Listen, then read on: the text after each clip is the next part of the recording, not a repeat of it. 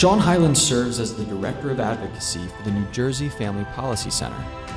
Their vision is to see New Jersey be a state where God is honored, religious freedom flourishes, families thrive, and life is cherished. Shawn is a former congressional candidate in New Jersey Congressional District 3. He was the founder of Move the Earth, a ministry under his leadership that was dedicated to reversing the trend of biblical unbelief. And he has served as the New Jersey State Coordinator for Christians United for Israel. Shawn now travels the state of New Jersey, teaching on the importance of Christians having a biblical worldview, influencing public policy, defending the biblical family, and faithfully representing Christ in the governmental sphere. He has been married to his wife Glennis Hyland for over 22 years. They have 4 children and live on the Jersey Shore. Their family has been faithful members of New Beginnings Church in Brick, New Jersey, and Shawn has also co-hosted one of our very own gatherings, Hot Mic Q&A. Please welcome to the stage, Shawn Hyland. All right. Well, great to be back again at Landmark Church. I'm telling you guys are like family over here. I'm just feeling so good to come in and see so many familiar faces almost week in and week out now. So thank you guys for coming back. And if you're not here and watching online, just as well. But I appreciate being here. Of course, I appreciate the leadership of Landmark Church, Pastor Matt and the elders here, because they even provide nights like tonight.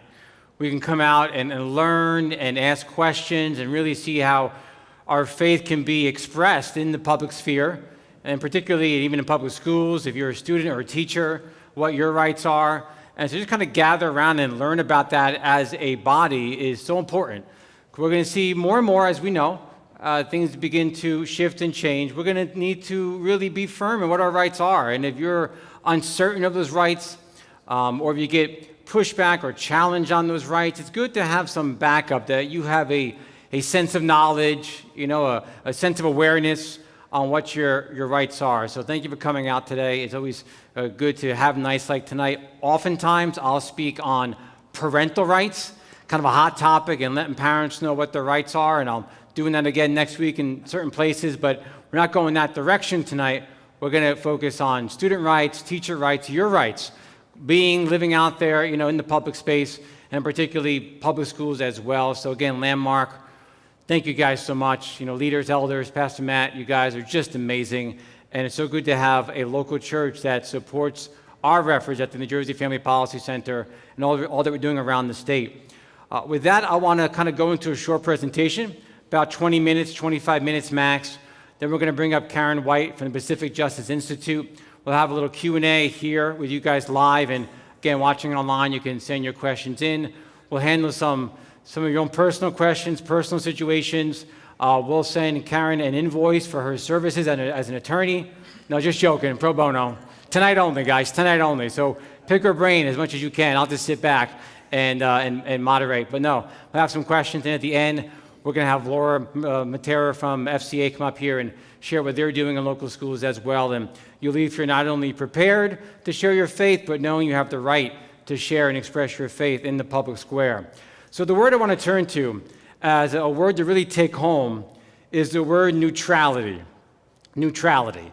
Because that's the way public schools and the government in general is supposed to treat religion. They're supposed to be neutral towards it. So if you're a student in public schools, if you're a teacher in public schools, if the school district or the school policies, if they're not at least neutral towards you, if they're hostile towards religion or hostile towards you expressing your faith, then that's a problem.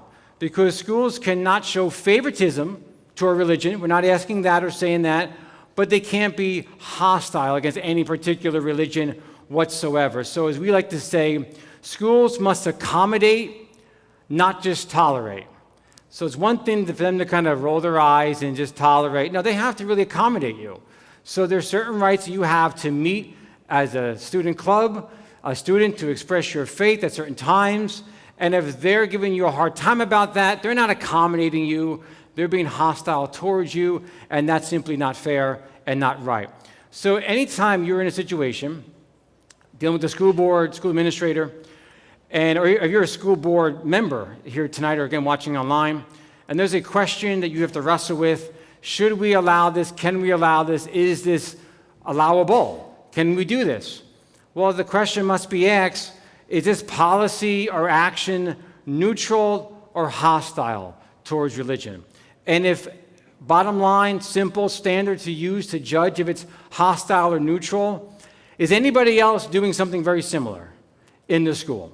So if there's other clubs, and we'll get to in a minute, if there's other clubs that meet or other times that students are handing out flyers for different things, movie club, movie night, hang out here, get together there, whatever's going on, if other clubs or other students are expressing their beliefs or handing out information at certain times in certain places, then they can't allow them to do it, but not allow you to do it, because then they're being hostile towards religion. They must always remain neutral. So there's a booklet, I believe, on when you leave tonight, you haven't gotten it yet. There's a QR code that Pastor Matt wanted you guys to scan. It's a booklet from Alliance Defending Freedom, another great allied organization that we work with. This is a printed version.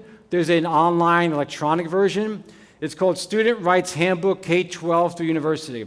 This has lots of content, lots of questions, and lots of answers. I'm going to cover like 3 parts of this booklet in about 15 minutes. And then any other questions you have, please scan this QR code on the way out and download the booklet and get information from them as well. So part 1 of this booklet, which we want to cover tonight, is the question, what rights do individual K through 12 students have to express their faith at school? Well, real fast, I'll read some simple guidelines here. We'll probably talk more in detail during Q&A. Number 1, be very clear, be very confident. Students can speak about their faith even when teachers must be neutral. But now students can pray during lunch, during recess, or other designated free time. I know in the state of Oklahoma, they just started a new policy where at the beginning of every school day, they're going to have a moment of silence. So kids can pray, kids can just sit there quietly, they don't have to pray, no one's forcing them to pray, but it gives students an outlet who want to pray the opportunity to do so before the school day begins. But whether or not you have an official moment of silence, you can pray during lunch, recess, before school, anytime that you're not having in-class instruction. You can read the Bible or other books about Christianity, apologetics, other issues as well. You can share your faith with students. We'll get there later tonight. Don't ever be convinced that you can't talk about God at school. Of course, yes, you can. You can incorporate your faith into classroom assignments if it's appropriate. So, in other words, if the teacher wants you to write a report on someone who inspires you, yes, you can choose Jesus Christ. You can choose one of the apostles. You can choose a great preacher or pastor throughout church history and write on them. They cannot stop you from using Jesus in those examples.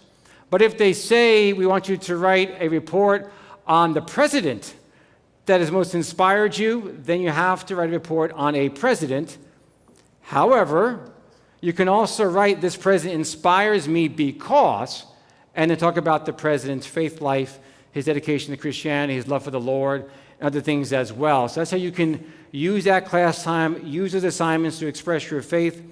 Of course, you can pray as a group during school athletic competitions. Want to go to the side and pray. No one's stopping you as long as it's student-led. It's not a teacher mandating you to pray, but you want to gather 4 or 5 friends and pray. No one can say, oh, cut that out. You can't do that. You're students. You have your free individual rights to express them at school. And of course, during graduation ceremonies, you can pray as well. Here's a guideline from the U.S. Department of Education about graduation ceremonies. School officials may not mandate or organize prayer at graduation or select speakers for such events in a manner that favors religious speech such as prayer. Where students or other private graduation speakers are selected on the basis of genuinely neutral, even-handed criteria and retain primary control over the content of their expression, however, that expression is not attributable to the school and therefore may not be restricted because of its religious or anti-religious content.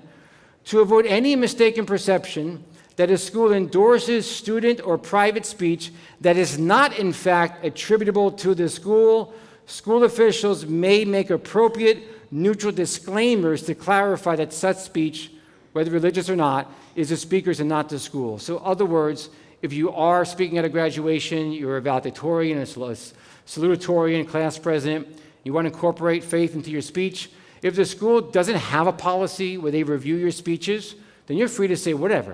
If they do have a policy where they have to review it first, and they don't want you to say something about Christianity, you should really encourage them and talk with them that just put a disclaimer before I speak that what I'm about to say is not representative of the school or school employees, and allow me to speak as a private citizen. So if they're going to review it and they try to push back with you on it, maybe work out an accommodation where at least they can make a disclaimer, distance themselves from that being approved speech, but you are anyway getting the approval to say that as a private citizen. When it comes to class assignments, here's something else that the U.S. Department of Education guidelines say when it comes to expressing your religion in class assignments. Students may express their beliefs about religion in homework, artwork, and other written and oral assignments free from discrimination based on the religious content of their submissions. Such home and classroom work should be judged by ordinary academic standards of substance and relevance and against other legitimate pedagogical concerns identified by the school. Thus, if a teacher's assignment involves writing a poem, the work of a student who submits a poem in the form of a prayer, for example, a psalm, should be judged on the basis of academic standards such as literary quality and neither penalized nor rewarded on account of its religious content. So again, according to the U.S. Department of Education guidelines, if you're giving an assignment, as long as it's relative to the class assignment, you can talk about religion. If they want you to write some poetry, you want to incorporate a psalm, they can't all of a sudden tell you can't write that. They must judge that based upon normal academic standards. Again, they can't favor the assignment because you're a Christian teacher and it's a Christian and a Christian is expressing their beliefs. You can't favor that. At the same time, they can't be hostile towards that. They need to be neutral in all areas. So in summary, just kind of closing out part one of this booklet, what can students do? Well, you can voluntarily pray during non-instructional time, meaning again, if you're in class and the teacher is teaching something, you say, hey, I just really feel in my heart I want to get down on my knees and pray right now. Well, I mean, I'm not telling you what you can and cannot do following your conscience, but they can tell you you can't do that. And you can't say, well, they're persecuting me. No, because nobody can get down on their knee and for any reason they're in class and interrupt the teacher. So what I'm trying to say is that you have the same rights that anyone else has, but you don't have any special rights either. So if there's certain rules in the classroom, like there's instruction time, the teacher's talking, you can't just interrupt the teacher and say, Mr. Smith, I really feel in my heart right now that everyone in my class needs Jesus. So can I just take a minute or two? And if he says, no, you can't go home and say, Mom and Dad, they won't let me talk about Jesus.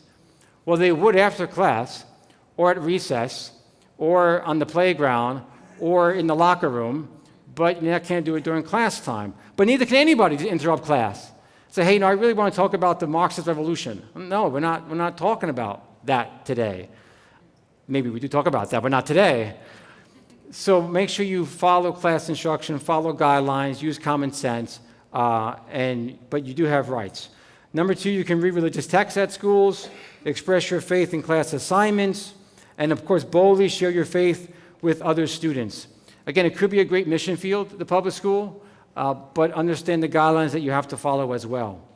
Part two of this booklet, what rights do religious clubs have to access secondary school facilities? Well, again, to kind of make it very bland and general, they can't discriminate, they must be neutral. So once again, if certain clubs are allowed to use the cafeteria for after-school programs, and you want to start a Bible club or a Fellowship of Christian Athletes club, you also have the right to use the cafeteria for after-school programs or to meet at that club. But if the school has a policy where nobody can use the cafeteria whatsoever after school because you make a mess and no one cleans it, we don't have staff to fix it, then you can't simply say, well, I want to use it, and because it's a Christian club and I have rights, then you have to allow me to use it. No, they have to be neutral and treat everybody the same. So again, if someone else is using it, then you can use it. When it comes to sound equipment and video equipment at the school, if certain clubs are allowed to use the sound and video equipment for their gatherings, then you too can use it as well for your Christian gathering, for your student club, your Bible club, your FCA club. They can't say yes to one club, but no to you. That would be discrimination. That would be hostile towards religion. But if nobody can use the school resources of technology, then you can't use it either. So it really has to be general and applicable to everybody. So yes, you have the right to meet. You have the right to use the facilities, the resources, the bulletin boards, as long as everybody else has it as well. And that's from the Equal Access Act of 1984, not to bore you with stuff. But again, you have the right to use certain things. Now I want to get into the topic that I hear a lot about, and that is teachers.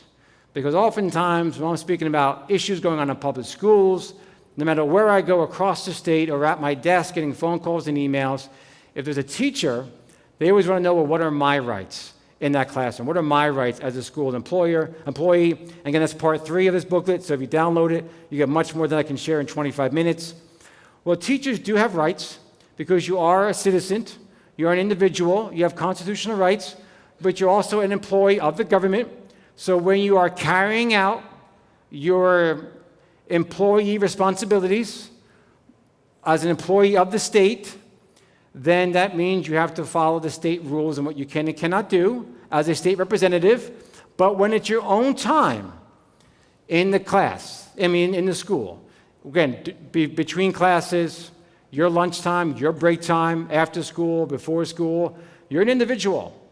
And you can express your faith to other teachers, your colleagues. You can do Bible studies with them during your lunchtime. You can pray with them during your lunchtime. You can pray for the school before the school opens as teachers if you like. No one can tell you, listen, you can't pray because you're a teacher and it's school. No, you can't pray in your official capacity as a teacher while you're teaching.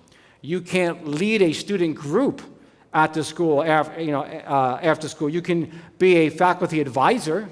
You can sit there, make sure they're not breaking anything and they're not doing anything crazy, that you're the adult in the room, you're the teacher in the room, you're the faculty advisor, but you can't lead the group. You can be there because they're also sharing the faith that you share, but you can't lead it because during those times you are an employee of the state. But on your own personal time, you can do that. For example, you may have seen that court case of Coach Joe Kennedy, who was a football coach praying, and they fired him and went to the Supreme Court, and he won the case. The Supreme Court decided in that situation, hearing the arguments, that was Coach Joe Kennedy's personal prayer time, that he did that personally. He wasn't leading students to do that. Now, some students started praying on their own, but no one said, hey, guys, let's go and pray. If you want to be part of this team, join me in prayer. He never, as a coach, used his status to influence or lead people to pray with him. He just took a knee and prayed, just as he could shake a hand or do anything else during his own personal time. So as a individual, you have that right. So a question that people have told me that I could, to understand the issue is, if you could do something on your own, like if you can make a dinner reservation right now, if it's 2 o'clock in the afternoon and it's like your break time and you can call the pharmacy to refill a prescription, you can call up a restaurant to make a reservation, you can pray. You can do a Bible study on your own. Again, if it's lunchtime, you can get with teachers and fellowship as well. No one can stop you.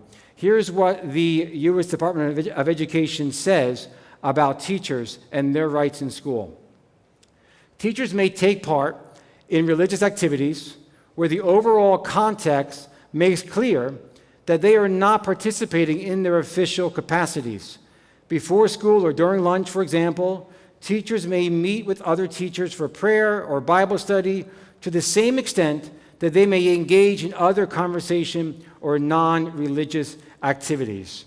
So again, you have the same right as anyone else, which brings me to my point on employment law. So as the Civil Rights Act says today, they cannot discriminate on anybody, either as a public employer or a private employer, cannot discriminate upon someone's religion. So you have certain civil rights based upon your religious beliefs that they have to make an accommodation for. That could be grooming policies with beards, certain religions. That could be, wearing a kippah for a Jewish man, a cross, a hijab if you're a Muslim woman, Sabbath policies for people who practice Judaism, wearing crosses if you're a Christian teacher. There are certain things that have to accommodate even in public school. And a real touchy point of tension right now is over the use of pronouns.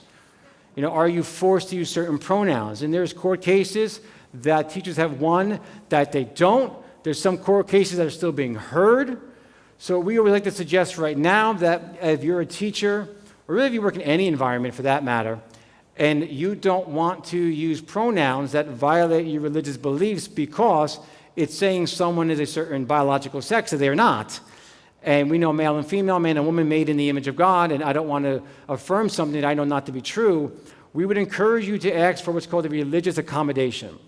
So put in a letter to your employer, to your school, and say, listen, I really don't want to be forced to do this, so we can find another way. Maybe I'll use the student's preferred name, but I don't want to use the pronoun because names could be more either or. It doesn't necessarily infer a gender automatically, but pronouns do. So maybe there's another way you can work around it, but you have to kind of work with the system. Again, you have the right, I'm going to say, to not use the pronoun. I'm just also cautioning you that as you do that, it's not a simple, easy answer, and it might take court cases and issues that are going to extend into years. So you have to be willing to maybe walk that line and go through that journey if you want to do that. But you do have those rights, and the religious accommodations must be given to employees of any company, whether public or private. What about going to certain trainings, certain equity and inclusion trainings? Do I have to go there? Well, technically, according to law, there's nothing that would violate your religious beliefs to listen to something, even if you disagree with it. But if they want you to affirm and agree and publicly commit that you're going to do and believe and say certain things when that training is over with that violates your faith, then no, they can't do that. They have to make a religious accommodation. So there's nothing that's going to protect you or shield you from going to something you don't want to go to hearing something you know not to be correct and not to be true. But you can sit there and just filter it and let it go and go home and, let bygones be bygones, go back to work, nothing changes. But if they want you to actually change and affirm and confess and adopt and agree with everything they told you, then that's a problem. Now they're violating your religious beliefs and ask for religious accommodation.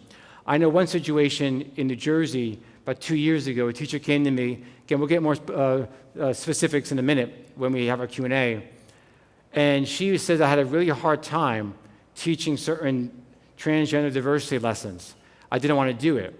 So I went to my principal, and I explained to my principal in writing why I didn't want to teach these lessons. And the principal understood my concerns and agreed to have a substitute come in, even for one class session, one lesson, just to fill in to teach the lesson so I wouldn't have to. So it's a great example where the principal understood the concerns of the teacher and made an accommodation for that teacher.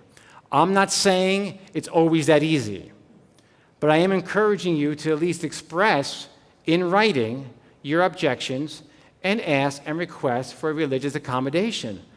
Always make sure it's in writing. Always make sure you keep the replies, and then your reply back, and the reply back, and your reply back. Keep everything in writing. Don't just go, just out of wisdom, in good faith and blind trust, and just talk to them and kind of work it out. I mean, you can try, I'm not discouraging that, but put it in writing, because if at some point they continue to pressure you to violate your beliefs and you want to seek legal counsel on what to do, they really need those written letters and statements going back and forth. So again, I want you to understand that. Fight for your rights. Don't give in so easily. Get everything in writing that you can. But you might be in situations where you have to hear stuff that you object and just don't affirm it. If you are pressured to go beyond that, then you need to really seek legal counsel and face an accommodation. All that information is in this handbook. I just kind of gave you that on the front end to really show you some guidelines from the federal U.S. Department of Education, showing you those rights, expressing your belief, students. praying at ceremonies, having clubs at school, a teacher, your right to study the Bible in your own time and pray in your own time, and even go to, here's a good example today. You may have Christian students in your class, if you're a Christian teacher, and they might say, hey, can you come to our youth group on Friday because we want to hear your testimony. You can go to the youth group on Friday, tell them your testimony, that's your free time, and that's their church. Or because you're a teacher doesn't mean you can't go there on your own free time. And again, if there's ever an issue in school where you want to have a bigger role in some of this, then maybe another group like a church can use this school as a community club, and not as a student club, not as a school club, but a community club just renting space in the school at 5 p.m., 4:30 p.m., if they allow outside groups to use the school facility.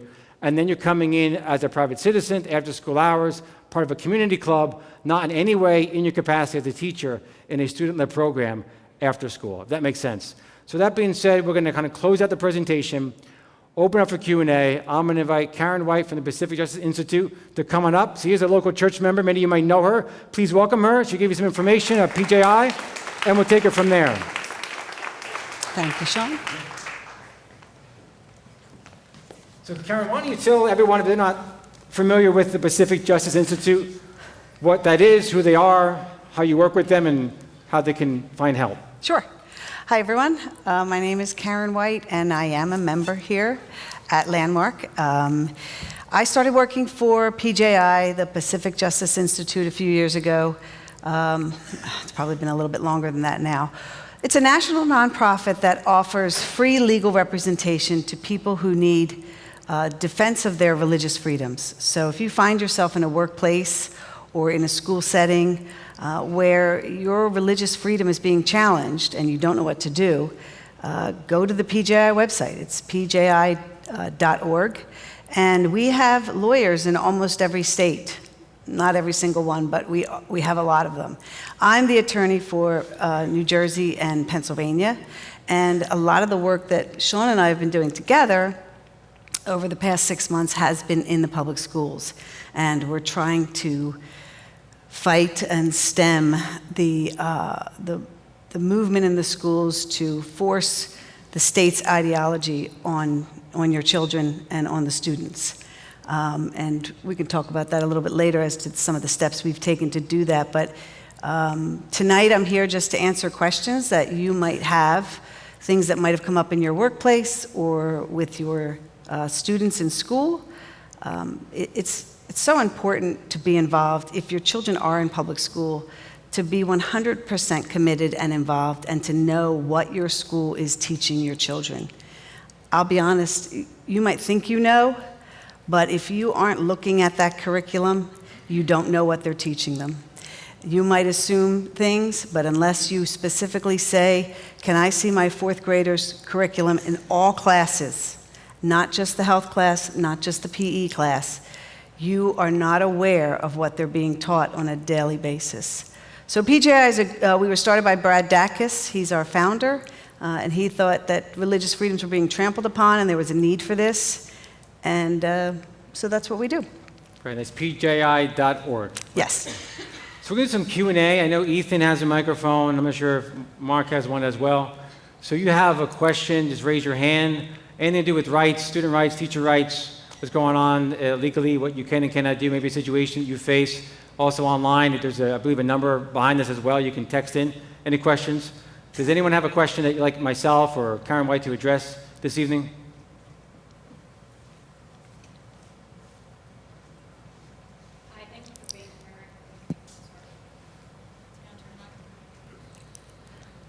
Hello?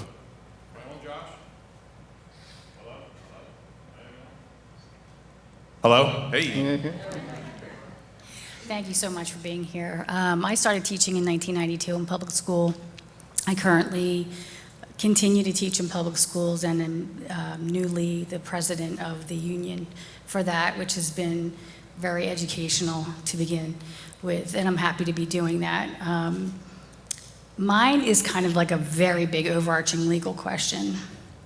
In May, I believe, like the last week of May, the World Health Organization got together and talked about the idea of if there were ever another pandemic, if whether or not that they had the legal right to, I forget the name of the word, like supersede the laws of a country. And like, have you heard anything about that? And not to be a conspiracy theorist, but like, we don't know if that's going to happen again. Do they have the right to take away our religious freedom to say, I don't want that in my body for religious reasons? Whether it's a teacher or a student or that kind of thing. Well, I mean, I know right now, again, I don't know if 3, 4, or 5 years from now things change, but I know right now, as we probably all are aware, I mean, you do have a right to get a religious exemption to vaccines. In all states, they are acknowledging that. I think some of the issue has been, from what I hear from legislators who want to change that, is because they're seeing more and more that people are just using a religious exemption that really have no religious background. That's another thing to keep in mind as well. And I think we're seeing this in the schools sometimes with gender ideology.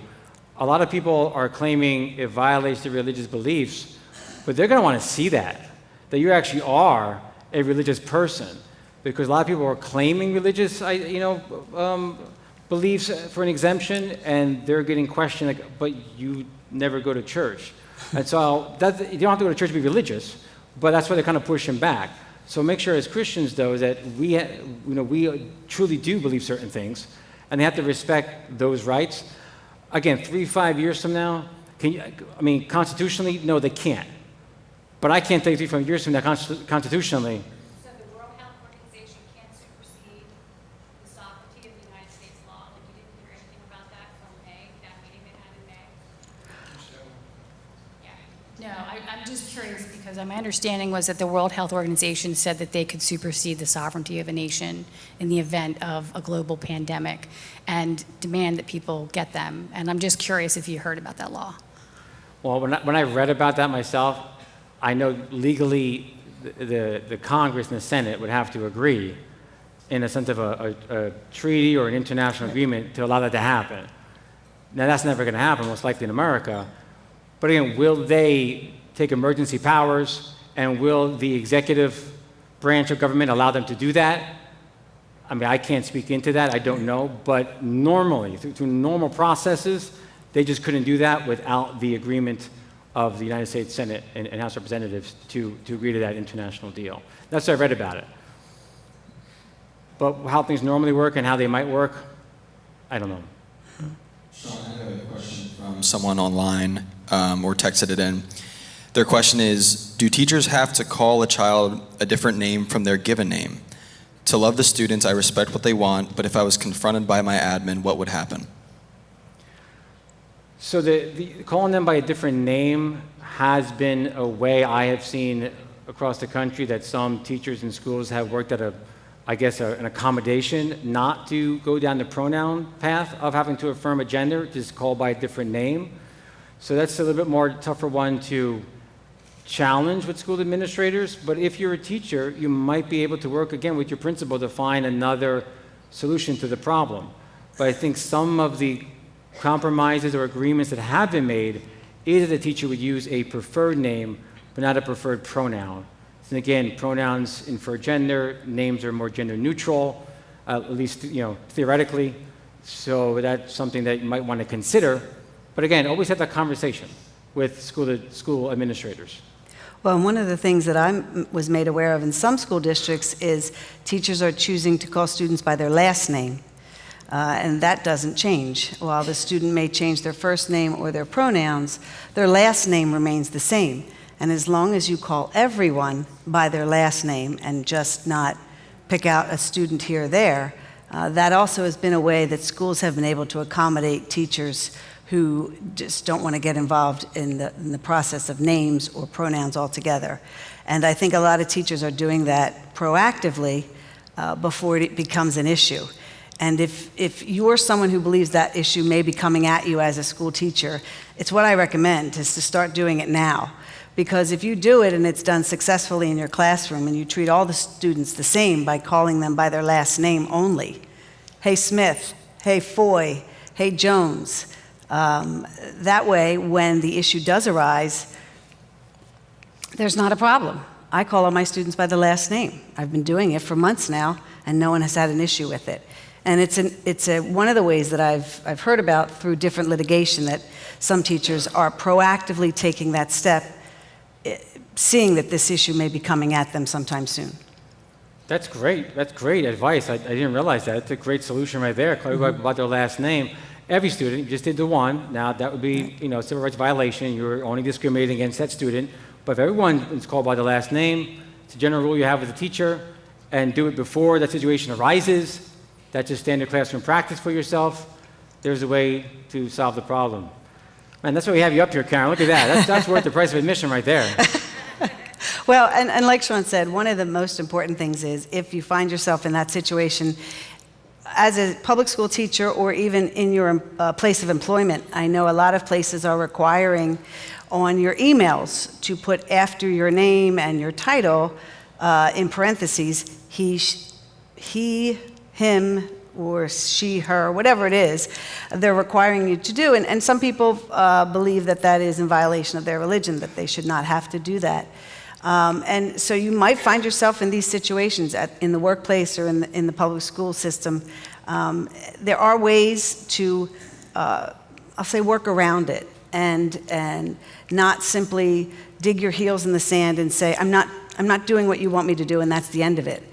If that's your attitude, you're probably looking at maybe a termination of some kind.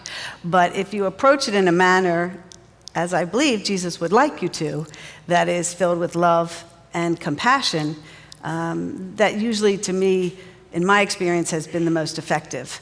If you're just, saying things to take a stand and cause a ruckus, you might not get as much, what is the saying? You get a fly with the honey, or whatever the saying is. So, there are ways that schools and workplaces can accommodate you. What's really important is, like Shawn said, put everything in writing. If you are in a situation where your employer or as a student, you are not provided accommodations for your faith, it is important to have written materials so that if it does become something in litigation, or I know the first thing I say to anybody who contacts me is, can you email me your documents? Email me what you've emailed back and forth. Show me what you have in writing. And that's the first step and an important step. Very good. All right, next question. Speaking of written documentation, if a parent wants to inform the school of what they may not teach your child, what's the best way to do that? And if it's through a letter, do you have any content templates, Word documents that somebody can use as a pattern, mainly to Shawn on this one? We have a template opt-out letter for the sex ed curriculum, the health class curriculum, that would only apply to that, because in New Jersey, opting out is only allowed during family life education, which would be like the sex ed classes. We have a template for that. Actually, on our website, you can find it. If you go to njfpc.org and click on resources, you'll see a template letter. But again, it only is limited to health class. If there's other issues in class, maybe there's certain books or certain assignments that are outside of health class that you are still troubled with because it is still pushing an ideology through other subjects, work with a teacher. Say, listen, you're giving my student this assignment to do. Is there another book he can read instead and get a class grade? Another thing that I believe you were in on as well, I know up in North Jersey, a teacher assigned the student to do a research on an individual who was either lesbian, gay, or transgender as part of their LGBT assignment. So the student did the homework, did the research, did the PowerPoint presentation. There was 5 questions the student had to answer.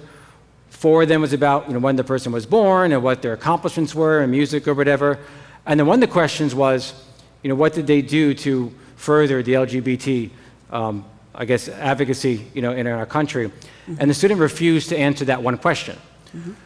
And so the teacher was going to give the student a 0 for the whole assignment, even though they did 80% of all the questions, 4 out of 5. So you would think you would get 20% deducted because you didn't answer one question because, again, it violated your beliefs to even do the assignment on that question. And they were going to give the student a 0. Thankfully, Karyn stepped in, wrote a letter to the family and the pastor of North Jersey, And it made a difference. That brought the school to the table to talk with the family. Just one letter, right? Or Yeah. two letters? Just Well, one letter? and I actually wrote it from the parents. I wrote it for the parents. And so, but it had a lot of legalese in it, so there was no doubt that the parents had talked to a lawyer, and that was purposeful, so the school knew what we were doing, and we were able to convince the school administrators that this teacher was being unreasonable and was discriminating against this child's faith. And the child got an 80 or whatever Yeah. it was.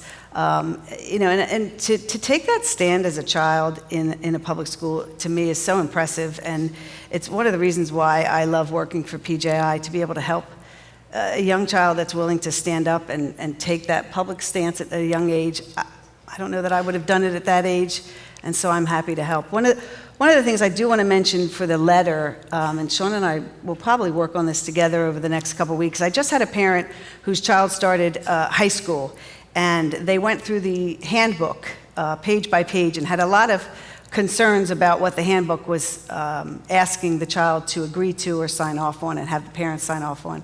And they asked me to write a letter to the administration for them, stating exactly where they stood. And so one of the things you want to be aware of as parents of students in public school is the amount of, or the times that your child may be receiving guidance from either the wellness center or the guidance counselor, or maybe given a survey regarding sexuality. A lot of the times the schools aren't even telling the parents this is happening. And so if your child doesn't mention it to you, you don't even know it's happening. And so part of this letter that I think that you and I should work together on is similar to the letter I just drafted this week. And it outlines basically instructions for how you are to treat my child in public school. And of course, one of them is opting out of materials that I find religiously offensive. And it is, you're not to interview, a guide, or provide any wellness or psychological counseling to my child without my knowledge. And that's a big thing that's going on now in schools. So I think we'll work together and kind of come up with a template of a letter for parents that covers things broader than I want my kid out of sex ed class. Every school has one on their website. If they don't, a simple email works. But unfortunately, in today's school environment, it's a little bit broader than simply, I want my kid to opt out of sex ed. And there are other issues that you need to be aware of if you don't want your child in that situation. Great. Shawn and Karyn, there's another good question coming in from text. This is more workplace related, but I think it's really valuable. So the question is, my work is forcing DEI education that is forcing LGBTQ ideology on the employees. What rights do I have to decline to do that education? To decline to attend the class seminar? Yes. So what I've been told is that, like I mentioned earlier, you might have to go and sit through the seminar, but you don't have to affirm or agree with what you heard that day in DEI training. So I think the tricky part or difficult part is afterwards, after you sit there, after you go through that, what are they expecting of you?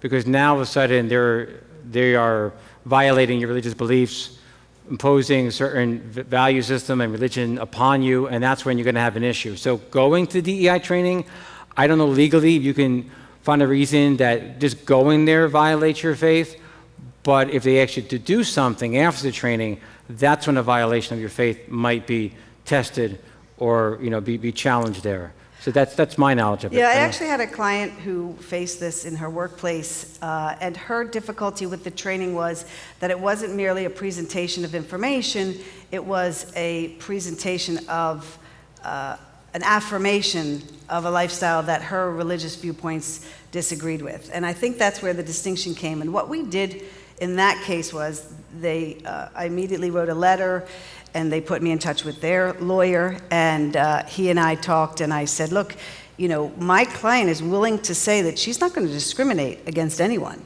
She's not going to treat anyone in the workplace any differently because of any type of lifestyle or decisions that they make. And she'll sign whatever you need her to sign, stating that. What you cannot require her to do is to affirm a lifestyle that contradicts her religious beliefs. And so instead of attending the training, which was a like a slideshow, a presentation. She had to review some materials on the law about discrimination and acknowledge that she had, understood the law on discrimination and that she needed to treat all people the same, which she was going to do anyway. It was not a problem for her. And she signed an affirmation stating that she would do that she would not discriminate in the workplace in any way, shape, or form. And so that was, again, an accommodation, a compromise for this particular employee because of the particular training that they were offering wasn't merely a presentation of information. It was the company kind of putting their stamp of approval on certain lifestyles, and she felt that wasn't something that she could participate in. So, if you find yourself in the workplace in that type of situation, if you're uncomfortable kind of advocating on your behalf, you can go to the PJI website, you can email me, and that's what I'm here for. And so it's something that I wouldn't recommend you do on your own. I would recommend that you reach out to PJI because when I'm involved, it's a little less heated, it's a little less emotional. I'm not there at the workplace. I don't know these people. They don't know me. And it's just a simple conversation. As opposed to you trying to deal with coworkers, trying to express your opinions without being attacked for them. Sometimes it's just easier to have an attorney at PJI do the bidding for you.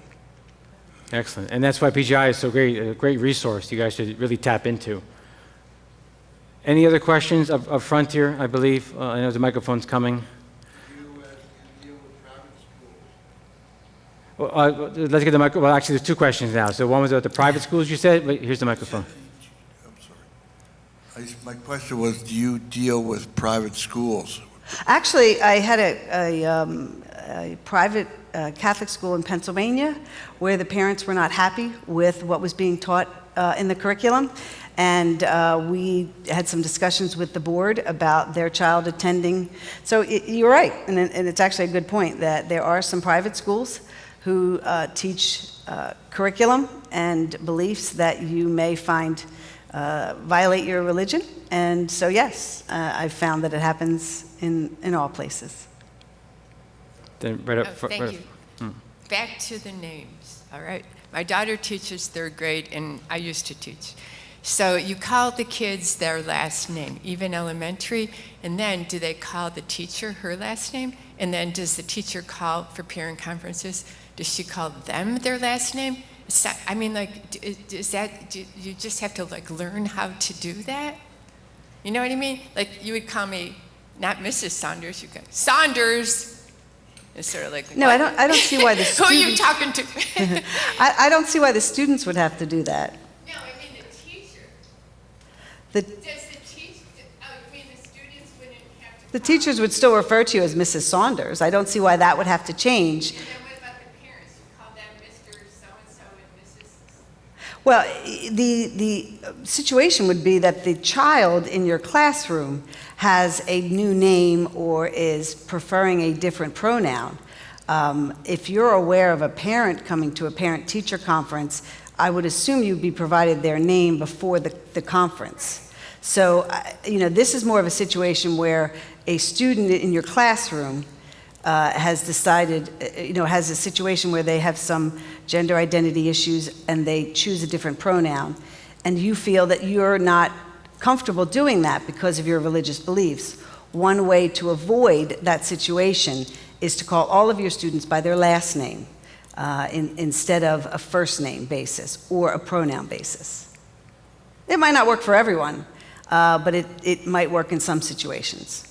I would imagine in preschool it would be kind of odd, but hopefully in preschool there aren't too many issues of children coming in and asking for a different pronoun.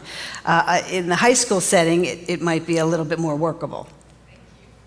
The guy who did announcements wants to ask a question. Hello. So quick question. Going back to the North Jersey case that you mentioned about how the student got an 80% because he was exempt from that, or didn't have to answer that one. Let's say the next year the teacher comes back and every single question on that is regarding that topic because they changed it up. Would you get a 0% or is that some form of discrimination? Do you know what I'm saying? Like, because that case, like they could penalize for that question, but what would that be? Like, what is the protocol there? Or is there like an opt-out kind of like with the health side of things, right? The PE and health, but that doesn't apply, or, okay, so you could get a 0. Yeah, so I think part of the challenges that we're facing, and I've been expressing to legislators, actually even today through Zoom, is that these assignments, some of the so-called diversity assignments, much of that curriculum, or many of those lessons, it really is forcing the student to affirm and agree with and adopt the sexual beliefs, the religious beliefs of the state government. Because that classroom, as I was saying before, if you're a teacher, you are an employee of the state. And so that is state-sanctioned, work that you're doing. And as a teacher, you're forcing that student to do a lesson that all the questions on that lesson is really, in a sense, one way or the other, affirming a certain lifestyle or gender ideology that you disagree with. The state is imposing their religion on you, and they're not allowing you to even find an accommodation for that. So I think that's where this might be going, is that there's going to be a constitutional conflict over these lessons, because it's not simply giving information and telling students to be kind and nice and understanding and respectful. That's not what diversity lessons are about in public schools. Many of them are asking students publicly through either a group discussion, or I've seen one lesson to where they would call out different issues that are going on about certain things in our country, certain rights, whatever. If you believe this, go in that corner. If you believe in this, go in that corner. Well, eventually they'll call out, do you believe in transgender ideology, and a man could be a woman could be a man? If you do believe in that, go in that corner. If you don't believe in that, go in that corner. And all of a sudden you feel very intimidated when all your peers run to the corner affirming something, and you don't feel in your conscience you want to do that. They're imposing it upon you. So in these situations, we're seeing more and more, that's where it's leading to. That's why I think PJI has been so great, is they're really taking the lead in trying to fight the religious liberty angle on this situation right now, because it is a violation of religious beliefs. It's constitutionally not acceptable. And in that situation, they might get a 0 if they deny to do the entire assignment. So I've not seen that yet, but I wouldn't be surprised. If you see it, let me know, because I'm itching for the fight. As you can tell. We'll do 1 or 2 more questions, and then we're going to bring Laura Matera up. There's a good question through text. And so we talked about teachers, we talked about students. This goes a little bit higher than that. How do administrators and principals navigate and lead their staff navigate issues that go against their religious beliefs? Well, if you're, principal, a superintendent, again, there's certain laws you might have to follow, but whether you're a private or public employee, you also can have religious accommodation as well. There are certain things that you can't do or participate in or affirm. You're still a U.S. citizen with constitutional rights, and you want a religious accommodation. Now, to get that at that level, again, that might be very difficult. You might need legal counsel and help to accomplish that. But all because you're a superintendent and not a teacher, it doesn't mean you have less rights than a teacher has. You have the same rights, and that employer, be it the public school system or school district, has to accommodate or try to accommodate those rights as he would a teacher in that situation. And I'd like to see, more Christians in public school. Shawn and I just had this conversation this week. Where are the Christians in public school? And are they standing up, and are they taking a stand to try and stop the state from what it's doing in taking over the public schools? And, go to your school board meetings, run for school board. Find out the candidates who are running for school board who support a biblical worldview. Campaign for them, vote for them, get them on your school boards. It makes a tremendous difference in how your school is run. And if you know that your administration or your principal or your superintendent is a Christian, reach out to them. Let them know you're praying for them. Let them know that you're happy that they're the leader of your school. The more involved Christians become in public school, the better it is for all children. I got a live question. Yeah, so I attend a public New Jersey university, and currently one of the issues that I had in recent years was there was an extra credit assignment that was issued. If you attended a pride parade, you got extra credit added to your. So like when you talk about like religious, religious accommodations that you can be made, like where does that fall in your rights as a student? If you don't want to, you want the extra credit, but religious accommodation is needed. Well, the law is quite different when you get to the university or the college level. Those professors have a lot more. The case law on it tends to argue that by that time and by that age, students are less impressionable. I don't necessarily agree with that. I think at any age when there is someone leading a class and telling you things, you're there to learn and be persuaded. So I still think it's problematic, but I don't know of any law that you would be able to force the professor not to do that. Number one, it's extra credit, so it's kind of optional. It's not anything they're forcing you to do. I understand what you're saying. It's not fair, and it clearly gives the professors, bias in the class. I've spoken to more college students who say it's just easier to write the essay the way they want what they want. I tell them what they want to hear. It's just easier. I just want to get through, get my degree, and get out. And I understand that. I get that.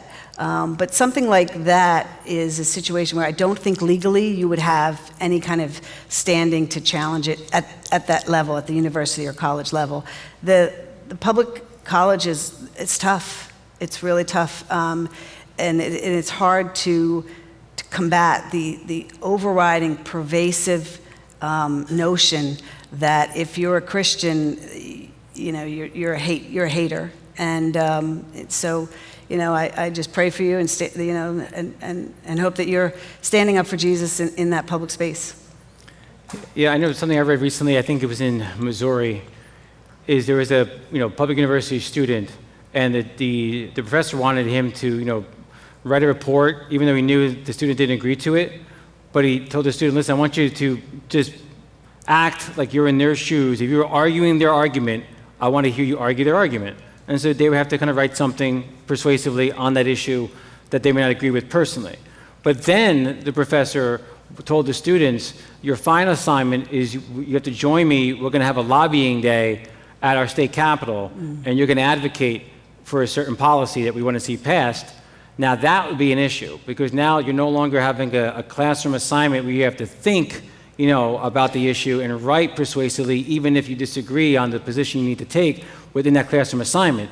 If they want you to go out of that classroom and begin to advocate in society for something that you don't personally believe in, now that's really crossing a line, and I believe that the state court said that was unconstitutional in that state, and the student didn't have to do that. Again, different than your situation, but again, it's between a classroom extra credit, volunteer assignment, or being forced for your degree to go and advocate something on, Capitol Hill, the state government.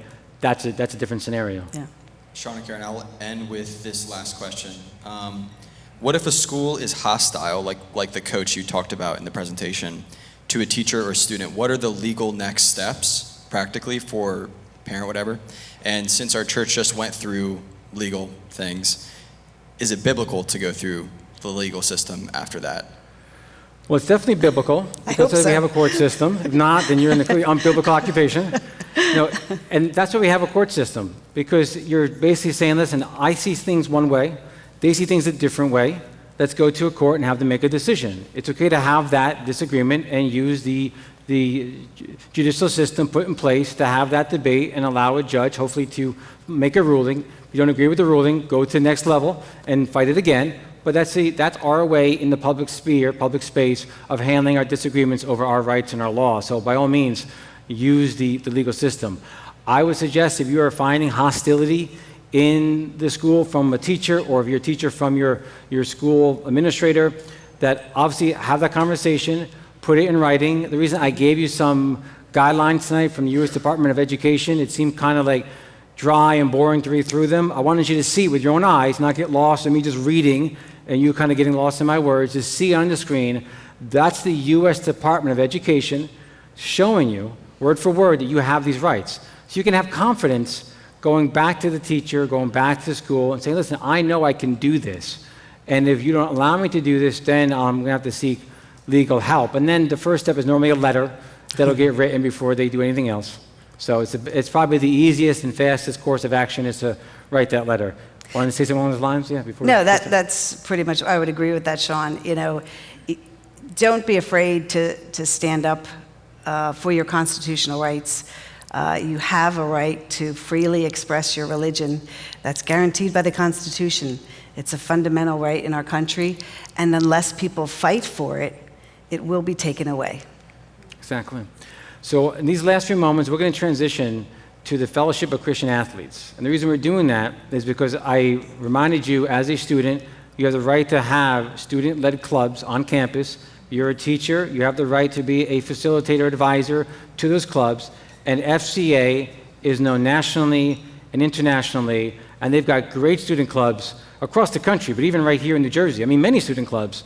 And I want to hear from Laura Matera about what they're doing at FCA and what they're standing for and how they're expressing their faith, and they can help you as students to share your faith in school as well. So please welcome Laura Matera.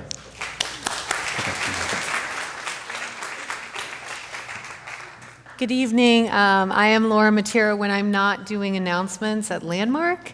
I work for the Fellowship of Christian Athletes full-time. I've served here in the local area. However, with us tonight is John Boothie. He will be in the back at the FCA table. There are 23 clubs in the public schools in Cape May and Atlantic County. 22 schools have a faith-based club that occurs before or after or during the school day. So if somebody tells you that God is not in the schools, that is not true in this area.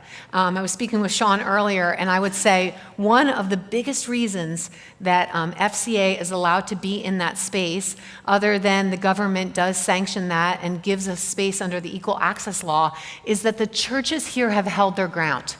And there's been a tremendous amount of prayer here and work done for decades, and that is why we are where we are. It is not like that across the country. So several years ago in the city of San Jose, California, and it's easy to say, oh, that's in California, but FCA was banned from the school because the teachers began to picket against a hate club. And so not only was that club removed from the school, all clubs were removed from the school. That school had an active communist club at the time that FCA was asked to leave the campus. And so it took 2 years and court battles to go to the Supreme Court and win the fight to put FCA back into the schools 8-1. So right now, no FCA in the public schools in Washington, D.C. Same issue, and so we're working through that. So what I want the reason I tell you that is not to make you afraid, but to empower you, that you have opportunity here that not everyone has, and certainly not everyone has around the world. So I'm thankful to know the Lord. I'm thankful to go to church, but really I'm even more thankful to be outside of the church. So I was just with all of your young people during the service, and we were training on a gospel presentation that is simple, it's relevant, and it's repeatable, and we're going to share that with you today. It's called The Four, but first I want to share a few statistics, because we want you to leave here empowered. We want you to leave here knowing that you are on the winning side because you know your rights. So in the United States in 2022, which was only last year, 30 to 50% of all people living in the United States reported that they did not attend any religious services. 30 to 50%. It's growing every year. So probably at this point, there are more than 50% of the people on any given week who do not attend a religious service, or perhaps ever. So if we're only speaking the name of Jesus Christ within our church, 50% of the people will never hear his name. 53 million kids in the U.S. ranging from kindergarten to 12th grade, 53 million and growing. 91% of those attend the public school. 91%. So you may be saying, oh, my kid attends private school, my kid's homeschool. So over across at the small youth group, 50% of the kids in that room attend public school. So what are we doing? why aren't people coming to church? So we realize that a lot of those people, two big reasons they're not coming to church is one, their family schedule. They just haven't made space for it, and their sports schedule.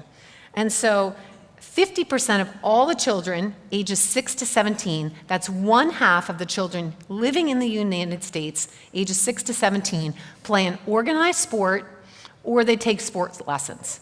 So as a church landmark, if we're a light on the hill, where are the places that we want to be? Now that doesn't mean that this is the place that your family has to be or that you individually have to be, but the opportunity to reach 50% of our world is through the public school and through sports.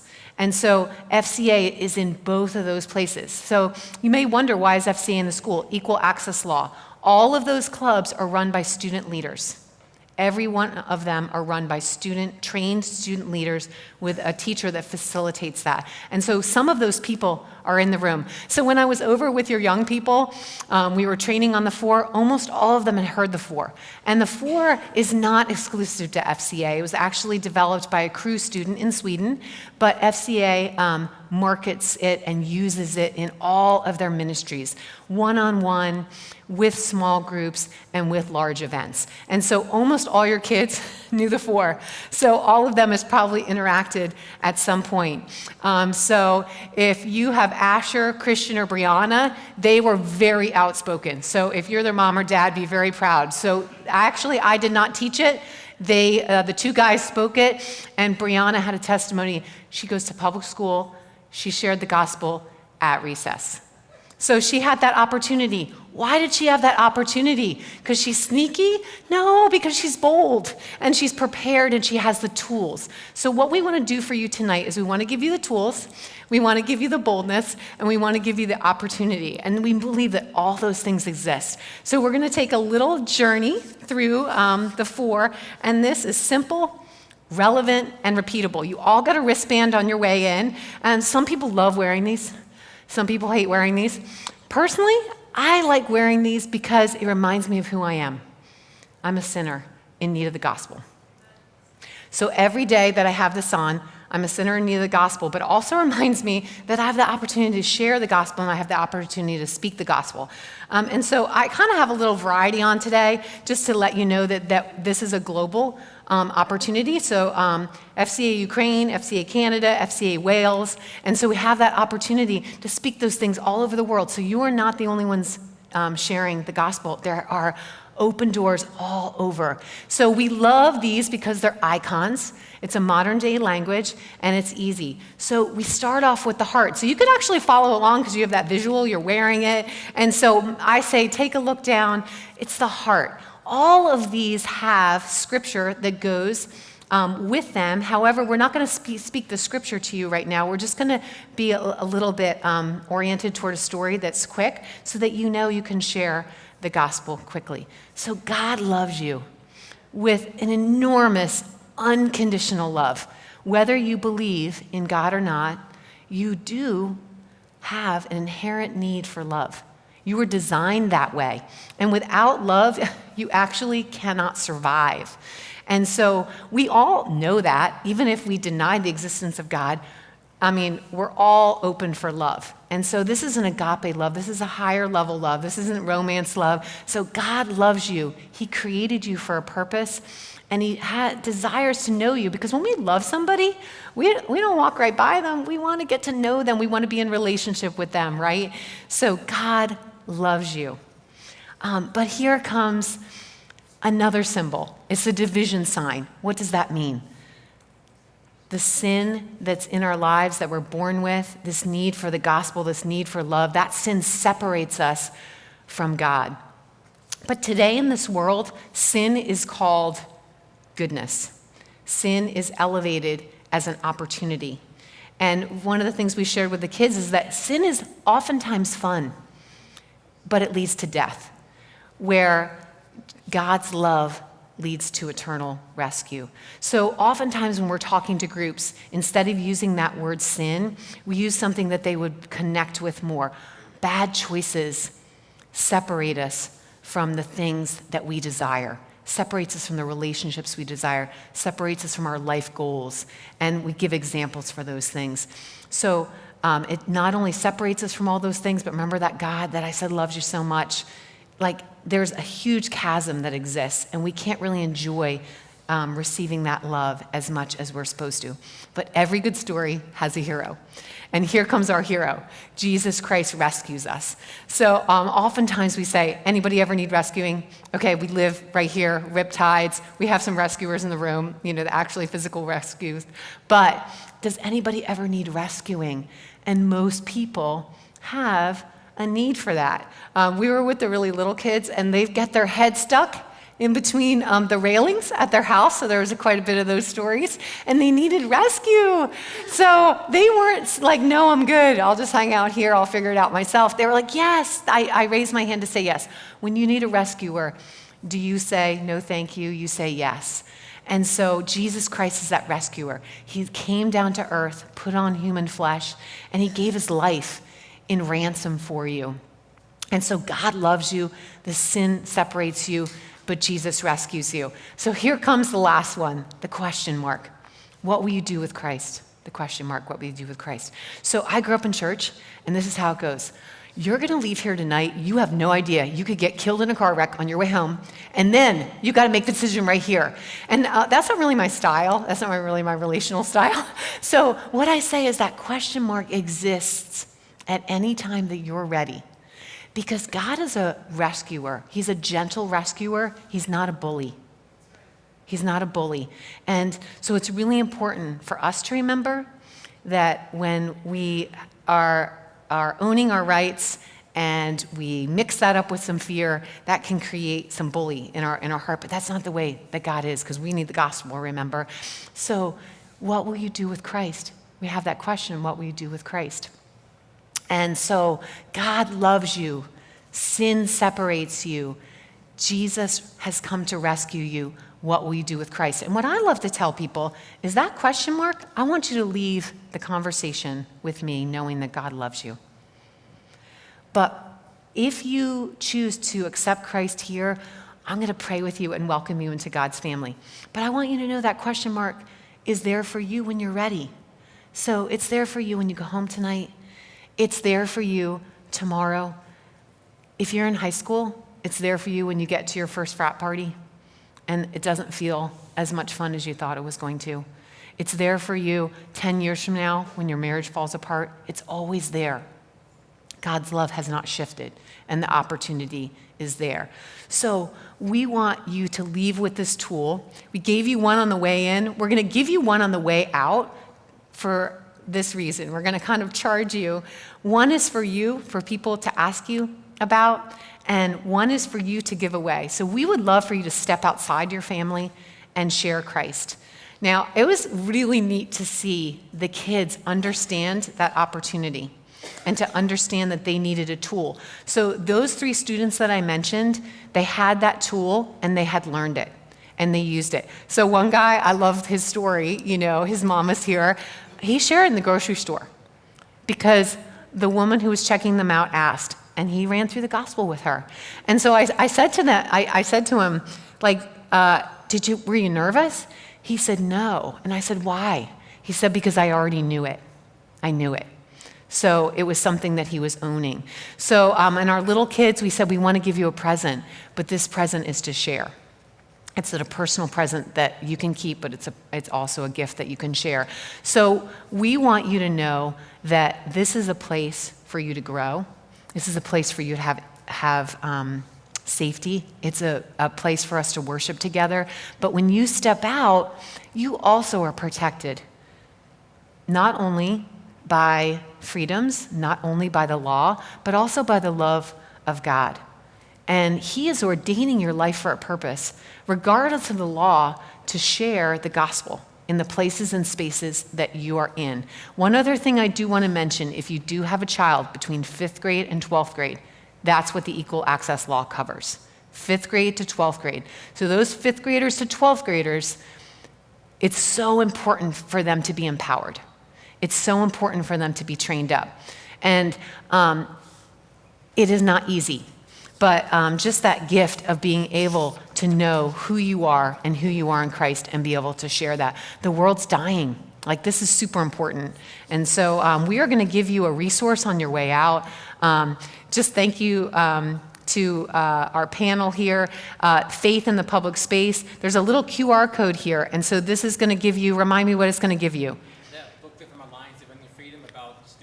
Alliance of Defending Freedom, Students' Rights. So in there, you're going to see a list of student rights. And so you know what the opportunities are. And so you know when your rights are being violated, you will clearly understand. So it's not just like, wow, I have this feeling, or this is what my church is telling me. This is what the government protects. And that's super important to know. So 5th through 12th grade, they're protected under right to share their faith and gather.